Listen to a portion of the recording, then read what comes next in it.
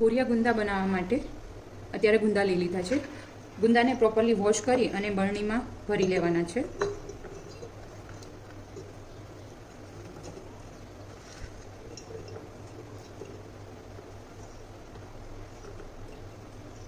રીતના બરણીમાં ભરી અને પછી જે ખાટું પાણી હોય એ એડ કરી દેવાનું.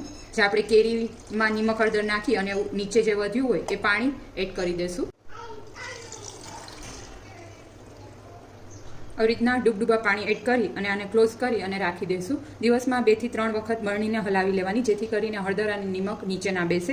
આમાં અત્યારે નિમક હળદર ઓલરેડી હોય જ છે, એટલા માટે હું એડ નથી કરતી. પણ જો તમારી પાસે ખાટું પાણી ના હોય તો આવી રીતના પાણીમાં નિમક અને હળદર એડ કરી અને રાખી શકો.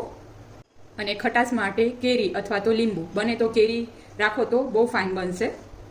તો રેડી છે બોરિયા ગુંદા. 10 થી 15 દિવસ માટે પાણીમાં રહેવા દીધા હતા. પછી જ આપણે એને